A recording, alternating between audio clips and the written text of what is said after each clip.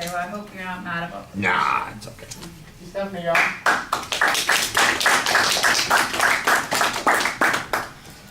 Okay. Hi, everyone. My name is Stephanie Barcelo, and today I'm going to be talking about cow's milk. And I'm going to be opening it with the slogan, "Got Milk." We've all have seen the slogan before from milk industries, reminding us to intake milk. I grew up with seeing "Got Milk" constantly all over my school, all over commercials. It was everywhere it went. And my claim fact today is that milk consumption is unhealthy for you. And today I'm going to be talking about how milk consumption can cause obesity, lead to a life of high blood pressure, and can be problematic for digestion. So with my first topic, how milk consumption leads to obesity. I'm going to start with a quote from Dr. Robert O. Young from the article, "Eating or Drinking Milk Dairy Causes Obesity." Quote, "Dairy products are a major contributor to dietary acidosis, which leads to obesity, because milk contains a lot of fat and sugar, causing people to gain weight naturally. Obesity is usually unhealthy for people and can cause much problems in their daily lives." The article goes on to say that the major acids from dairy products that contribute to obesity are casein and lactose. You cannot lose acidic weight if you are drinking or eating dairy products, including milk, cheese, cottage cheese, yogurt, or ice cream. So when you're intaking milk, it's difficult for you to lose weight in the first place. And one, milk is difficult for you to lose weight, and it's one of the contributors to why you are gaining weight. And I would like to point out that cow's milk is for baby calves, and it is to turn a baby calf into a 400-pound cow. So it kind of just makes you think, what does it get turned me into? And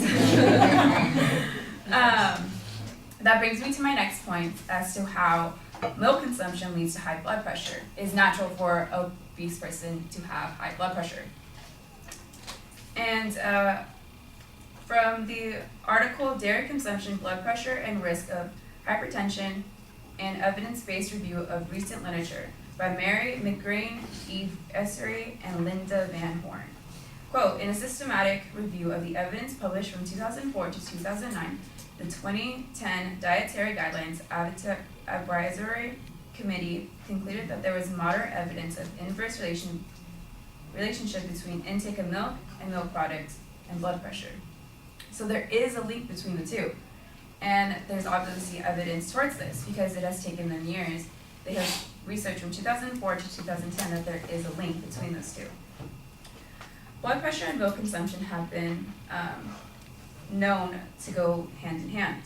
The article also goes on to say that in saturated fat, which of a whole milk cup,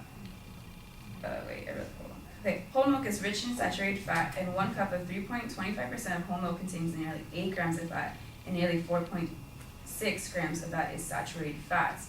So that is likely to up your high blood pressure, and that is not healthy for you. And for the other article, "Eggs Aren't Food" by Southern Times in August of 2015, quote, "As for eating animals, we are not natural carnivores. Thus, we shouldn't be eating like carnivores."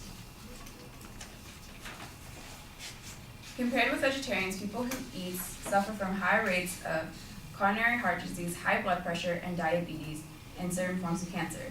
So when we talk about carnivores, that also means taking milk, because milk is an animal's DNA, which we were not made to eat or drink. And you can see that the article also says that it connects to high blood pressure. And that's just showing all the evidence that connects high blood pressure and milk consumption.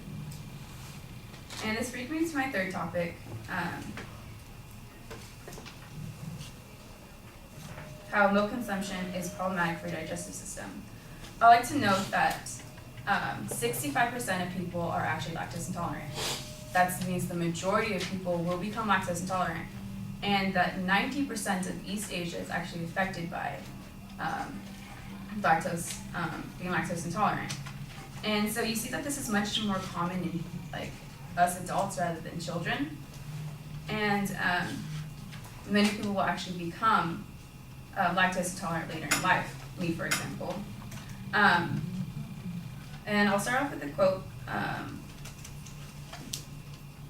from the dairy and human's digestive system. In some cases, however, your digestive system is unable to cope with the components found in dairy foods. The quote also recognizes that milk consumption is good at times because there's nutrients in the diet. But the article also points out how the process can be more problematic of how the milk was maintained. And also, it quotes, although full-fat dairy foods can be added saturated fats into your meal plan by milk. So it also notifies that milk has much saturated fat in it, and that is problematic for your digestive system. So yes, milk does have some nutrients in it and some protein in it. The fact that it's hard for your body to digest that is going to be more problematic than the benefits of that milk gives to you. And the article goes on to say, from Eggs Aren't Food article, do any other animal on the planet continue to suckle after being weaned? Do any other animals suckle for a total different species and continue suckling right throughout adulthood? Of course not. There are known that mother's milk is for baby food. That is also known in humans. We give breast milk to babies, and obviously stop after a year, I hope. But in every other mammal, they stop after the baby has reached adulthood, except for humans. And not only are we not drinking humans' milk anymore, we're drinking cows, which is much more fat, much more hard for our bodies to digest. And so if you're not going to drink mother's breast milk once you're an adult, you shouldn't be drinking cow's milk once you're an adult. And I hope I really opened your eyes as to why milk is not healthy for you. And I hope when you pour your next bowl of cereal or eat with your cookies, I hope you think of almond milk, coconut milk, soy milk, rice milk, because there's many other alternatives than milk that are much healthier for you. Thank you.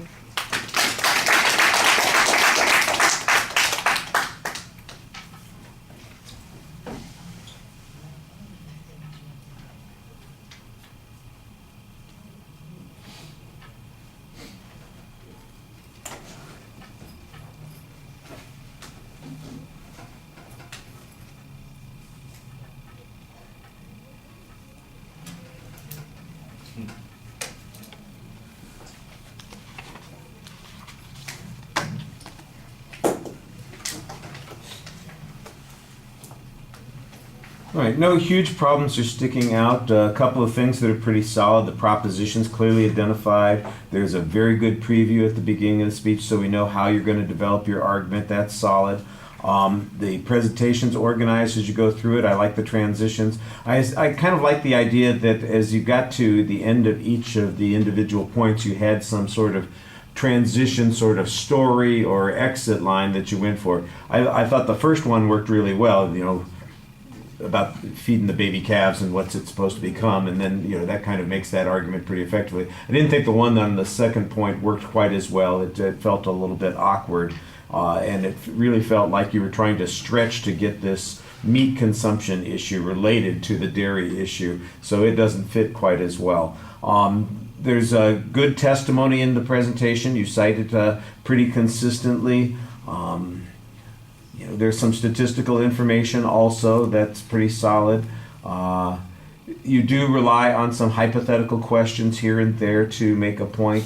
But like I said, usually that's the rhetorical flourish after you've presented some argument or some evidence to begin with. So I didn't think that there was anything that was problematic about that. On your presentation, I think that the first half of the presentation you were a little bit more solid than the second half, because you really did talk to us a little bit more and were engaged with us a little bit more. Now, maybe it's the audience that had the effect on you. I don't know, because sometimes you look up and you see people are distracted or they're doing something else or they're not paying attention to you, and you just say, well, to hell with it, I'll just go and I'll read here. But like I said, I thought you did fine in the first part of the speech. In the second part, it looks like you just kind of go back into reading. You're doing an okay job at the reading, but I think you need to try and engage more. Yeah. I don't know what the reason is. Because I mixed up my information. No, I mixed up my pages. I changed like the preview Mhm. around, so like I was kind of flipping. Oh, pages. you were a little more hesitant because Yeah. you had reorganized things while you were talking. Okay. Well, that would explain it. You Yeah. know, that's one of those things that you probably don't want to do at the last minute if you can avoid Yeah. it. Okay. Thank you much. All right, thank you. Mhm.